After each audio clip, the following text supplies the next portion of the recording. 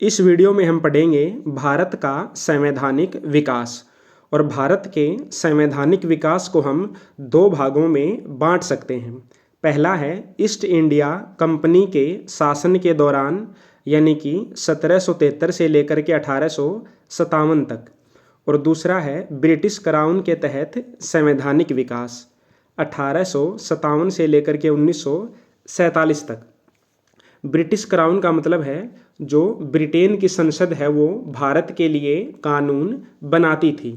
British crown, crown का मतलब है राजमुकुट, तो जो ब्रिटिश राजमुकुट है उसके अंतर्गत वहाँ की संसद भी शामिल होती है, वहाँ की कार्यपालिका भी शामिल होती है और वहाँ का सम्राट भी शामिल होता है। तो यहाँ पर हम केवल ब्रिटिश क्राउन के तहत संवैधानिक विकास देखेंगे। तो चलिए शुरू करते हैं।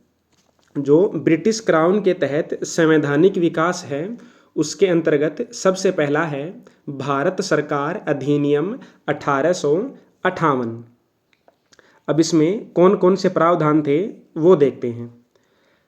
सबसे पहला है ब्रिटिश संसद द्वारा पारित भारत सरकार अधिनियम 1858 ने ईस्ट इंडिया कंपनी के शासन को समाप्त कर दिया और भारत की सत्ता ब्रिटिश क्राउन को हस्तांतरित कर दी गई।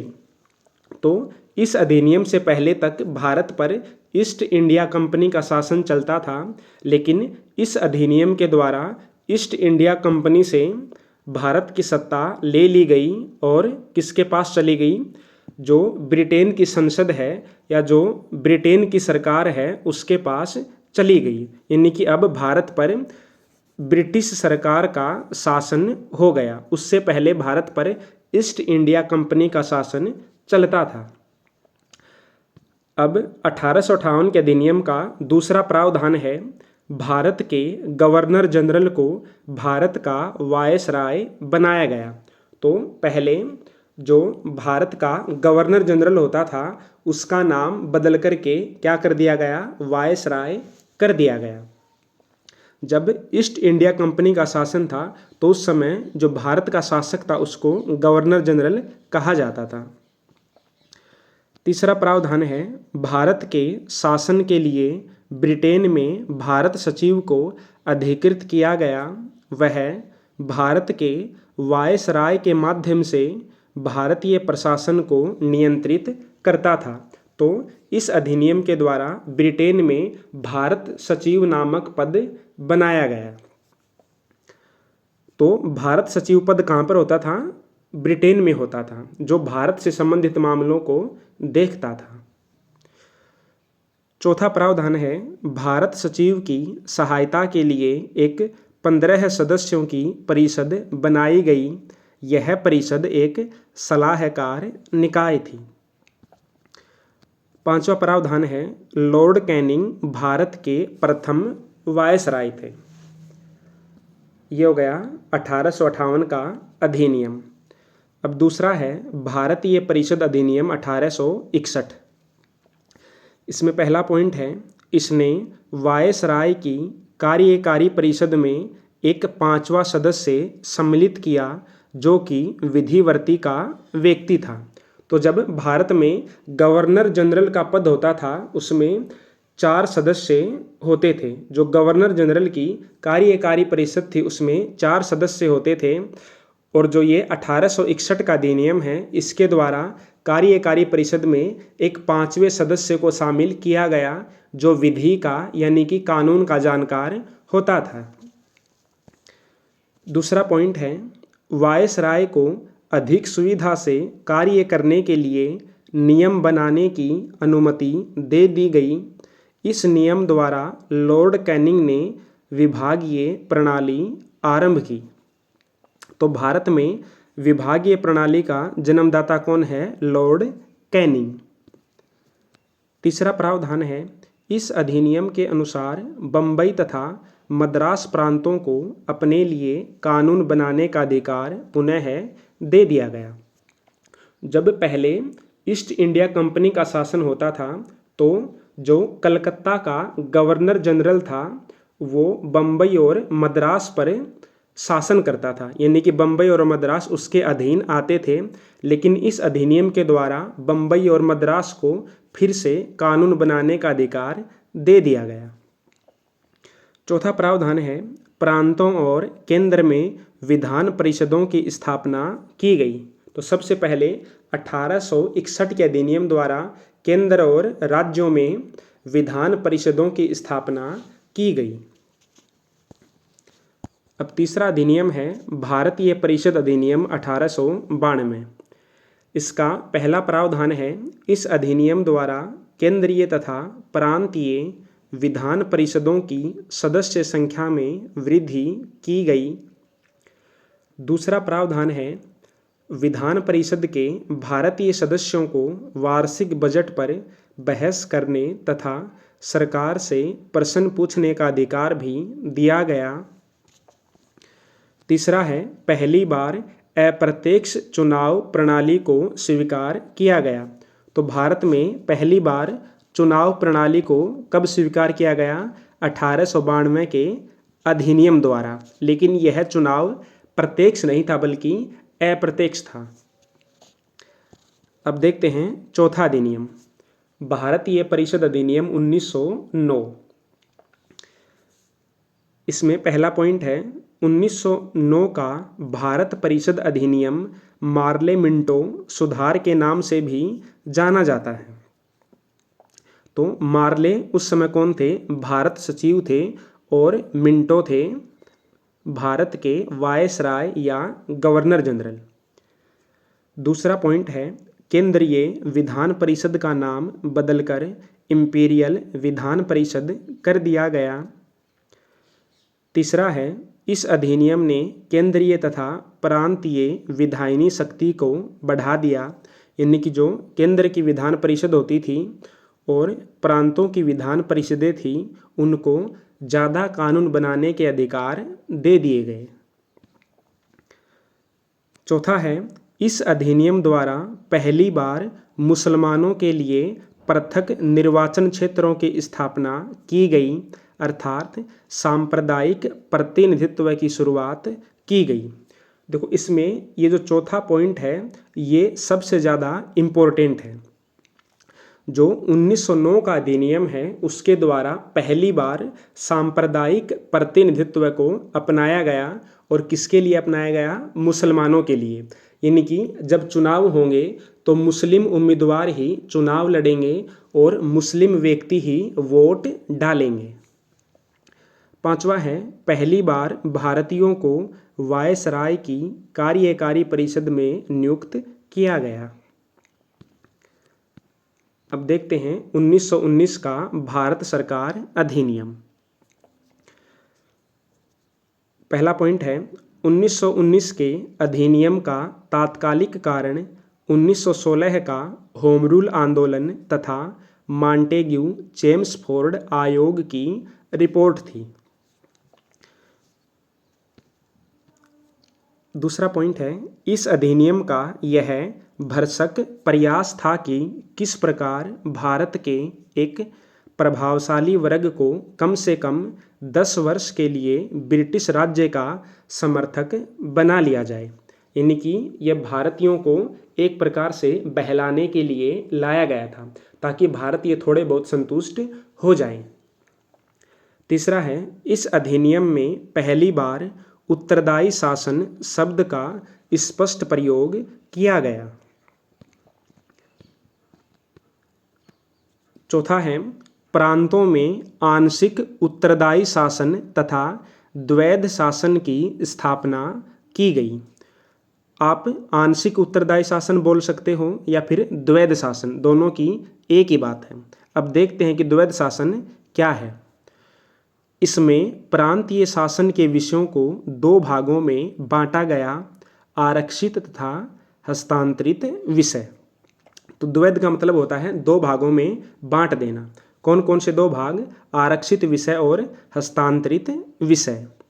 आरक्षित विषयों का प्रशासन गवर्नर द्वारा स्वयं के प्रति उत्तरदायी कार्यकारिणी परिषद की सहायता से किया जाना था।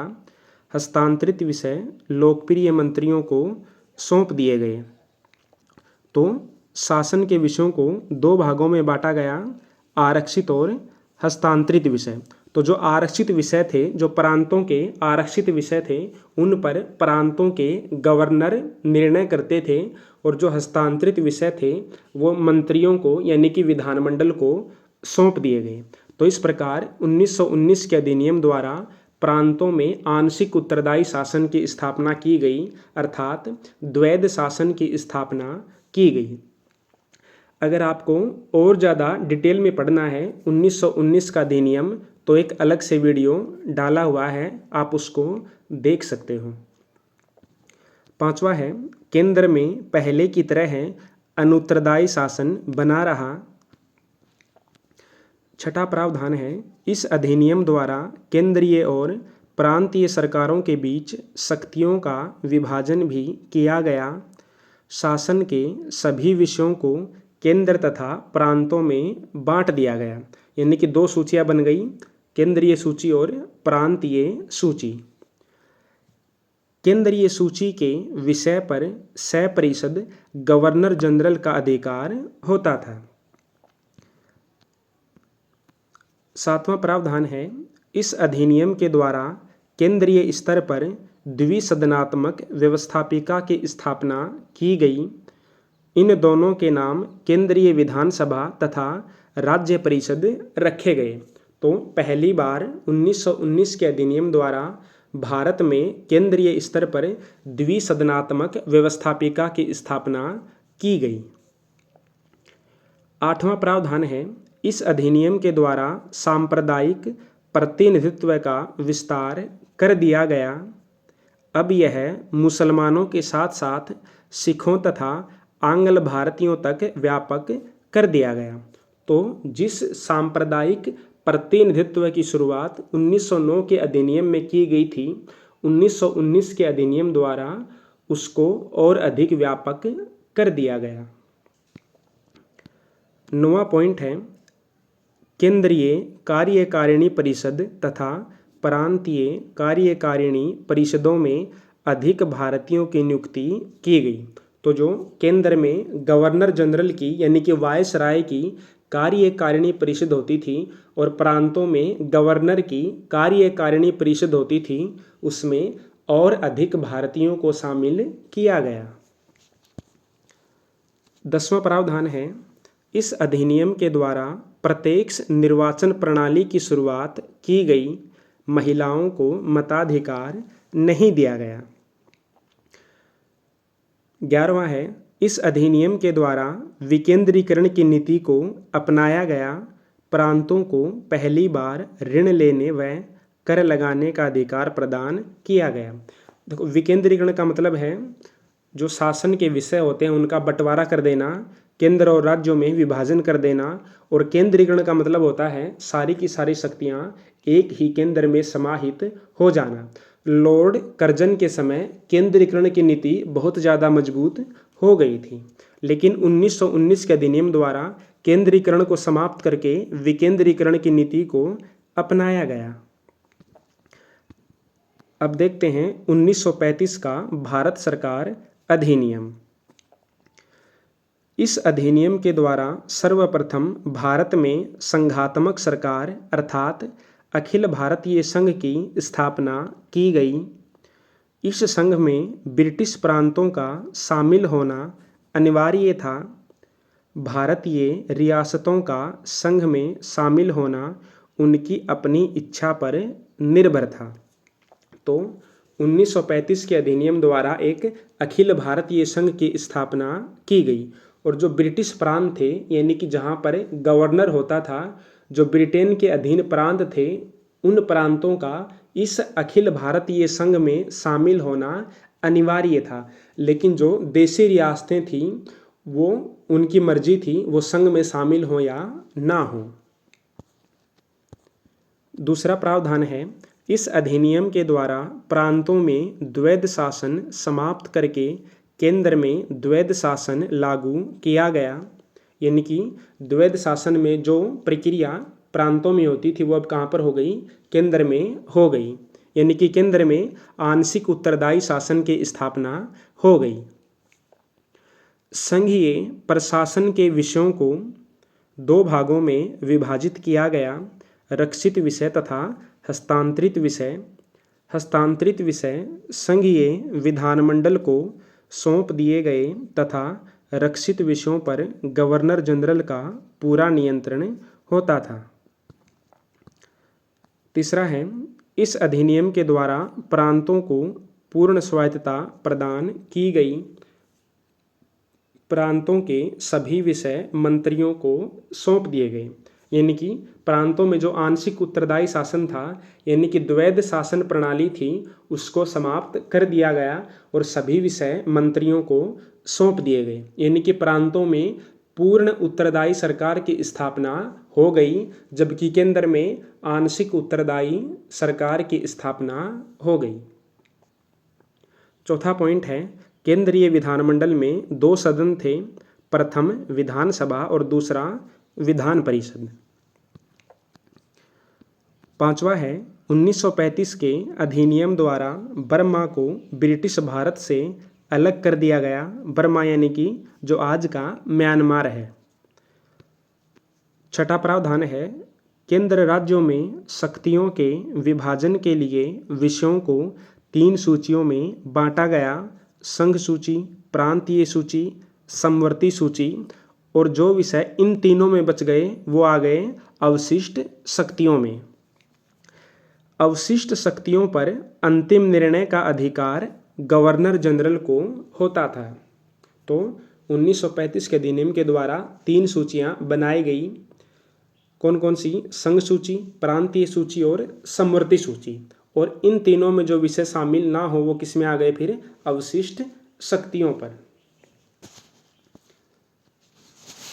7वां है, इस अधिनियम के द्वारा एक संघीय न्यायालय की व्यवस्था भी की गई।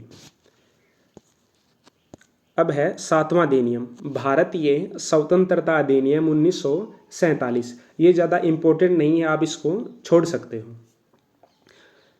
चलो इसमें देखते हैं। माउंटबेटन योजना के आधार पर ब्रिटिश संसद ने 18 जुलाई 1947 को भारतीय स्वतंत्रता अधिनियम 1947 को पास कर दिया। इस उपबंध द्वारा ही 15 अगस्त 1947 को भारत का विभाजन हुआ। इस अधिनियम में कोई नया संविधान नहीं बनाया गया, बल्कि भारत की स्वतंत्रता के लिए प्रावधान किए गए थे। इस अधिनियम के मुख्य प्रावधान निम्नलिखित थे। पहला है, इसमें 2 अधिराज्यों की स्थापना 15 अगस्त 1947 को होगी। दूसरा है, प्रत्येक अधिराज्य के लिए पृथक विधानमंडल होगा, जिसे विधि बनाने का पूरा अधिकार होगा। उसमें ब्रिटिश सरकार का किसी प्रकार का हस्तक्षेप नहीं होगा। तीसरा है, दोनों अधिराज्यों का संचालन 1935 के अधिनियम के अनुसार तब तक चलता रहेगा जब तक कि संबंधित संविधान सभा इसके लिए कोई संवैधानिक व्यवस्था नहीं कर लेती। इसके अलावा इसमें यह प्रावधान भी था कि जो देशी रियासतें हैं वो चाहें तो भारत संघ में मिल सकती हैं या पाकिस्तान में मिल सकती हैं या स्वतंत्र रह सकती हैं। तो ये हो गया भारत का संवैधानिक विकास किसके तहत? ब्रिटिश संसद के तहत या ब्रिटिश राजमुकुट के तहत।